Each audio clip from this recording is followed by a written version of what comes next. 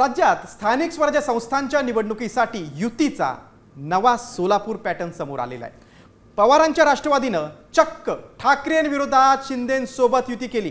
या नव्या युतीच्या सोलापूर पॅटर्नवरचा हा स्पेशल रिपोर्ट। ठाकरेंविरोधात पवार शिंदे एकत्र।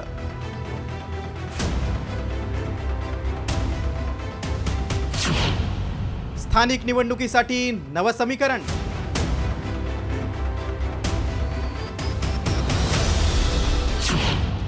राज्याच्या राजकारणात नवा सोलापूर पॅटर्न।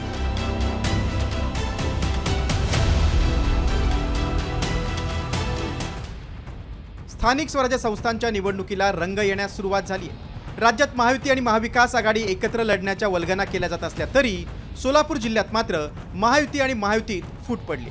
कुर्डुवाडी नगर परिषद निवडणुकीत ठाकरे सेनेला रोखण्यासाठी मित्रपक्ष असलेल्या पवारांच्या राष्ट्रवादीनं शिंदे सेनेसोबत युती केली।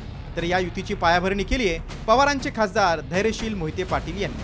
मात्र शिंदे सेना आणि पवारांच्या राष्ट्रवादीचा नेमका काय फॉर्म्युला ठरलाय ते पाहूया। कुर्डुवाडी नगर परिषदेच्या 20 जागांपैकी 10 जागांवर शिंदे सेना तर 10 जागांवर पवारांच्या राष्ट्रवादीचे उमेदवार देण्यात येणार आहेत। मात्र नगराध्यक्षपद हे शिंदे सेनेला सोडण्यात आले। खरं तर कुर्डुवाडी नगर परिषदेवर ठाकरे सेनेच्या धनंजय डिकोळे यांचं वर्चस्व आहे।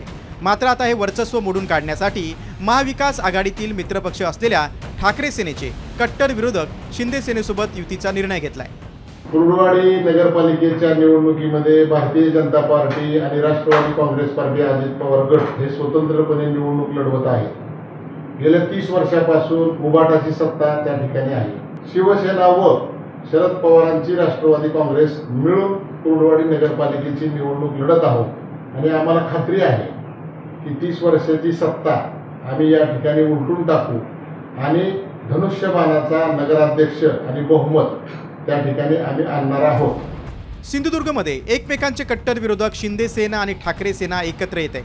दुसरीकडे पुणे आणि बीड जिल्ह्यात दोन्ही राष्ट्रवादी एकत्र येते। तर रायगड जिल्ह्यातील महाडमध्ये शिंदे सेनेला वगळून अजित पवारांची राष्ट्रवादी आणि भाजप एकत्र येते।